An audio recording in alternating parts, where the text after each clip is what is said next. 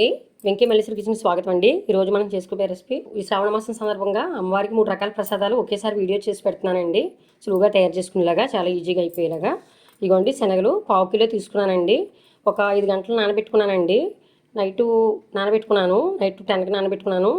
తెల్లారినప్పటికి 5 అయినప్పటికి ఇదిగోండి ఇలా చక్కగా నానిపోయి ఒక 5 గంటలు 6 గంటల్లో అయిపోతుందండి. చక్కగా నానిపోతాయి ఇవి.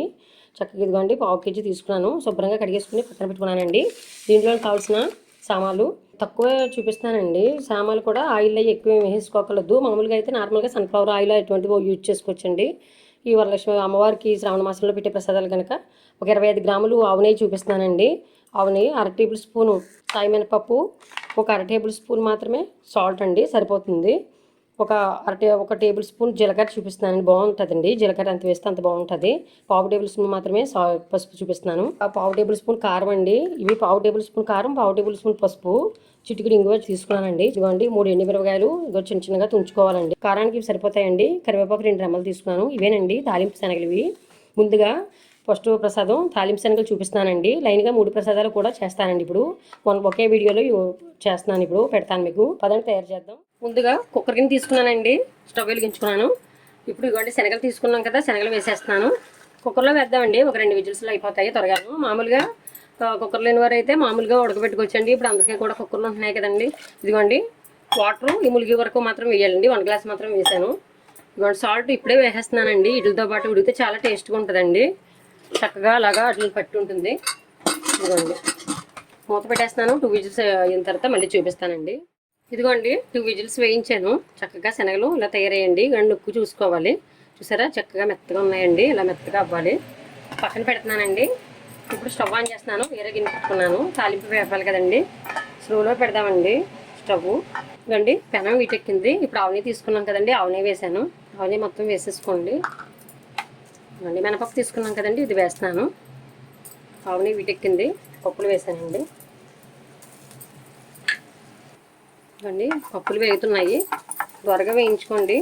బాగా స్లోలో పెట్టుకుని స్టవ్. జీలకర్ర వేస్తానండి. ఎండుమిర్చి కూడా తుంచుకున్నాను. చిన్న ముక్కల కింద వేసాను. చాలా సింపుల్గా అయిపోతుందండి. ఇది దేవుడికి ప్రసాదాలకి త్వరగా చేసేసుకుని పూజలో కూర్చోవచ్చు చక్కగా.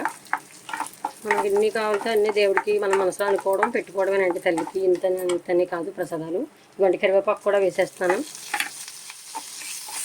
స్లోలోనే మొత్తం అంతా స్టవ్ బాగా సిమ్లో పెట్టి చేస్తానండి. ఇదంతా కూడాను.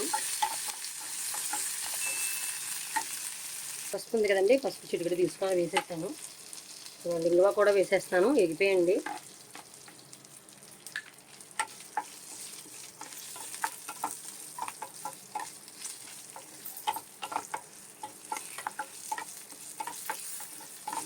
దోరగా ఇలాగా వేయించుకోండి. చాలా బాగుంటాయి. దీంట్లోకి ఎక్కువ వేపే అక్కర్లేదండి. చూసారా ఇలా చక్కగా దోరగా వేగిందండి. స్టవ్ ఆఫ్ చేస్తున్నాను. ఇప్పుడు తీసుకున్నాం కదండి శనగలు, దాంట్లోకి వేసేస్తున్నాను. తాలింపు వేడిగా ఉన్నప్పుడే ఇదిగోండి ఇలాగా చక్కగా ఇదిగోండి కారం ఉంది కదండి. ఒక 1/2 టేబుల్ స్పూన్ తీసుకున్నాను కదా, ఇది కూడా వేసేస్తున్నానండి.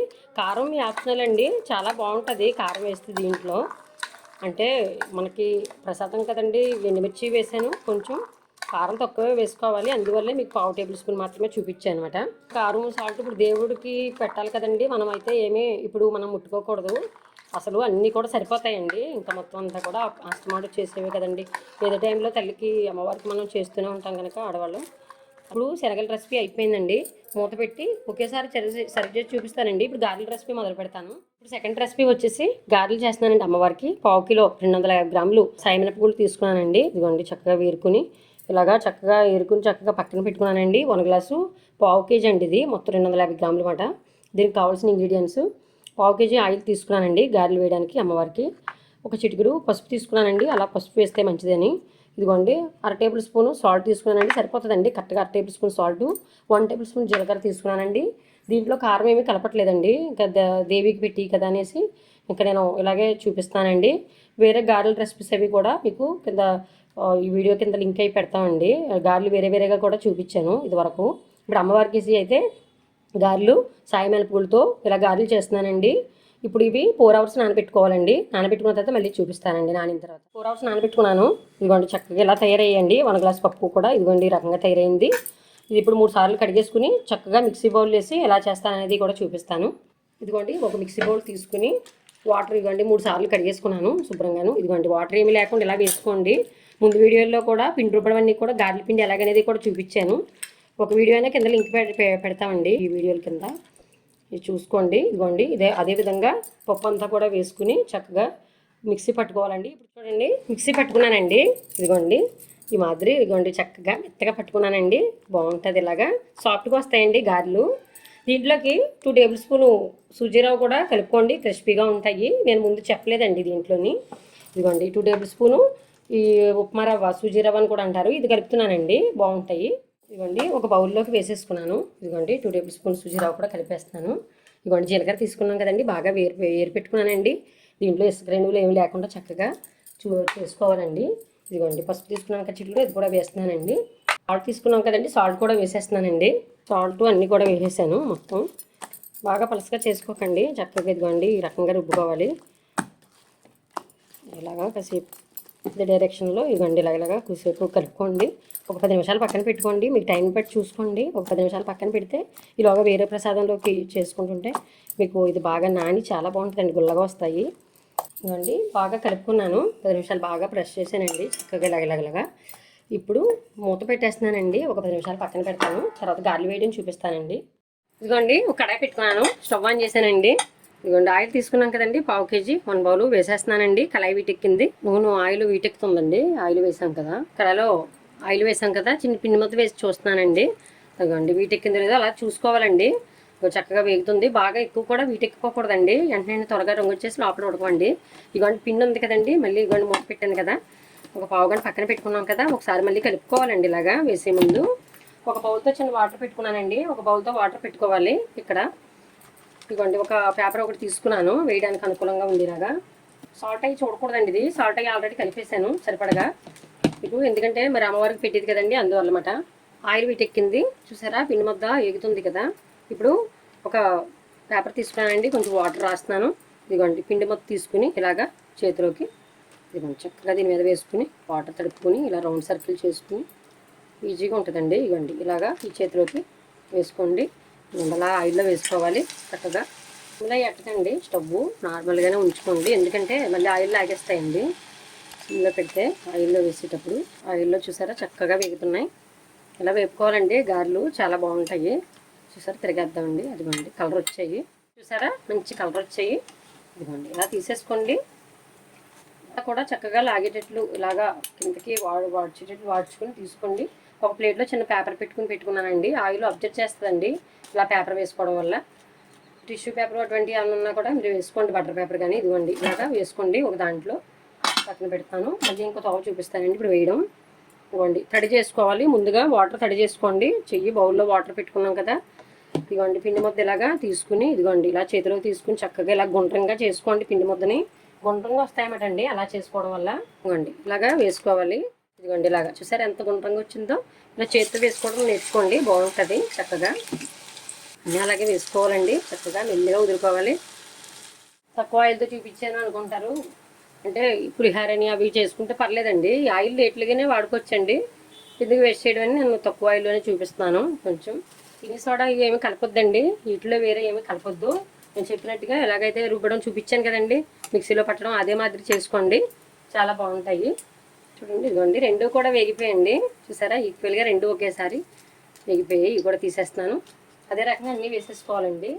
3వ రెసిపీ అమ్మవారికి చక్కెర పొంగల్ చేస్తున్నానండి. దీనికి కావాల్సిన పదార్థాలు ఇవ్వండి, ఒక 1 బౌలు రైస్ తీసుకున్నానండి, సన్న బియ్యం తీసుకున్నాను, చక్కగా ఇలా పెట్టుకున్నాను. ఇవ్వండి సగం బౌలు, దాంట్లో సగం బౌలుకు పెసరపప్పు తీసుకున్నానండి. క్వాంటిటీలో ఇది 150 గ్రాములు అండి, ఇది ఒక 70 గ్రాములు అండి, సగం అండి. ఈ బౌల్ నిండా బియ్యం తీసుకున్నాను, దీంట్లో సగానికి పెసరపప్పు తీసుకున్నాను. ఇలా చాలా బాగుంటుందండి చక్కెర పొంగలి. 4 యాలక్కాయలు తీసుకున్నానండి టేస్ట్కి, చిన్ని పచ్చకర్పూరం తీసుకున్నానండి, చిన్నది పొడిని చేసి వేసుకోవాలి. ఈ కొబ్బరి ముక్కలు ఒక 4 టేబుల్ స్పూన్ కొబ్బరి ముక్కలు తీసుకున్నానండి, పచ్చి కొబ్బరి అండి ఇవి. నా దగ్గర ఎండు కొబ్బరి అందుబాటులో లేక ఎండు కొబ్బరి ఉంటే వేసుకోండి. పచ్చి కొబ్బరి చిన్న ముక్కలుగా కట్ చేసుకున్నాను, వేపించి వేస్తానండి ఇప్పుడు, అలాగే బాగుంటుందండి చక్కెర పొంగలు. అస్తమాట చేస్తూ ఉంటాను. ఒక 10 కిస్మిస్ అండి, 10 జీడిపప్పు పలుకులు, ఒక 4 టేబుల్ స్పూను ఆవు నెయ్యి తీసుకున్నానండి వేయించడానికి. ఇవి వేయించి వేసుకోవాలండి, దాంట్లో కాస్త ఎక్కువే పడుతుందండి. ఆవు నెయ్యి తీసుకున్నాను అనమాట, మెజర్మెంట్లో 25 గ్రాములు అండి, 25 గ్రాములు ఆవు నెయ్యి. తీపికి 50 గ్రాములు షుగర్ తీసుకున్నాను, పంచదార తీసుకున్నాను. ఒక 100 గ్రాములు బెల్లం తీసుకున్నానండి. 150 గ్రాములు 200 గ్రాములకి 150 గ్రాములు వేస్తున్నానండి. తీపి అలా కరెక్ట్గా సరిపోతుందండి. ఇంకేం చూడక్కర్లేదు. అస్తమాటు చేసే ప్రసాదాలేనండి ఇవి. ఇప్పుడు తయారు చేద్దాం పదండి. స్టవ్ ఆన్ చేసుకున్నానండి. ఒక పాన్ పెట్టుకున్నాను. ఇదిగోండి నెయ్యి తీసుకున్నాం కదండి, ఆవు నెయ్యి. ఇదిగోండి నెయ్యి వండడం బట్టి కొద్దిగా ఎక్కువ వేసుకోండి. దీంట్లో చాలా బాగుంటుందండి నెయ్యి వేసుకోవడం.